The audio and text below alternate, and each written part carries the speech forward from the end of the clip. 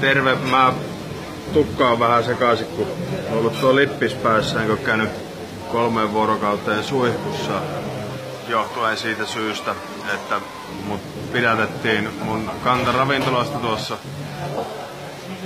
3-4 päivää sitten ja Interpolin kuulutus oli päällä onneksi mulla sattui olemaan siinä hyviä ystäviä samassa pöydässä.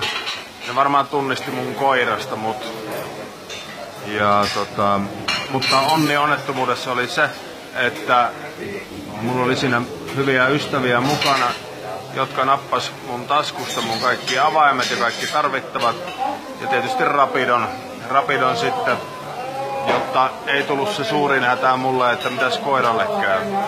No, homma meni jokseenkin niin, että vietiin poliisilaitokselle Barcelonan Policia Nacionalin poliisilaitokselle, ei Mossoksen, eli ei Katalonian, eli nyt oli niin kuin Policia Nacional Espanja, joka otti kiinni. Sitten sinne ja siellä kerrottiin, miksi on otettu kiinni ja mä kerroin, että Herra Jumala, ymmärrättekö te mistä on kysymys. No nekin vähän naureskeli siinä, mutta sanoin, että kun työt on töitä, että niitä on pakko tää tehdä. Ja sitten siinä mä olin pari-kolme yötä ja viime yönä mut tuotiin bussilla kädet ja jalat sidottuna muovipenkissä todella tiukassa semmoisessa turvavyössä, mikä on niinku semmoinen pakkovyö, niin siinä 7 tuntia sitten. Mulle syötettiin semmosia diapameja, koska Suomesta oli annettu semmonen määräys tai kertomus, että mä oon erittäin vaarallinen. No, loppupelissä tässä kävi nyt niin, että kun tänä aamuna mentiin oikeuteen, niin Mr. Navas Marquez ja hänen asiantuntija tälle nettialalle, joka on olemassa, odotti. Ja sitten erittäin ystävällinen tulkki, en muista nyt hänen nimeä, hänelle suuret kiitokset, oikein ystävällinen nainen, oli tulkkaamassa sitten oikeudenkäynnin aikana ja siellä ne kysyi muutamia asioita, että haluatko, että sinut palautetaan kotimaahan. Mä tietenkin sanoin, että en halua. Sitten ne kyseli mun ammateista, mitä mä teen täällä. Mä sanoin, että mä oon valmentanut täällä Barcelonassa muun muassa jääkiekkoilijoita ja mulla on bisneksiä täällä.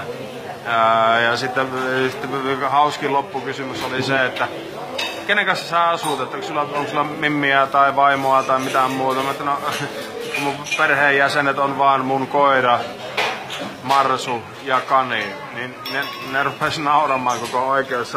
Ja siltä samalta istumalta kopsahti nuija, ja mä en valehtele. Tää on vapaa tää kaveri. Eiköhän tää riitä. Ja mulla on tässä paperit nyt tästä, mä voin niitä myöhemmin näytellä niitä papereita, että mä oon niinku vapaa. Ne haki mulle 13 vuotta Suomessa. 13 vitun vuotta vankeutta. Mut mulla on nyt semmoiset paperit, että mä oon vapaa ainakin tässä maassa. Mut taistelu ei lopu, taistelu jatkuu. Tämä, mitä mä sain kokea tässä, syvä keksejä 3 päivää. Ja vaikka mua piettiin ihan hyvänä, mutta ne joutuu antamaan mulle noista määräyksien takia noita bameja 30 milligrammaa päivässä, koska Suomesta oli kerrottu, että mä tapaan kuulemma ne kaikki. Mutta ei siinä mitään. Tiina Keskimäelle mä oon täällä Madridissa edelleen. Tämmönen L Runner palkinto sulle Tiina oottamassa.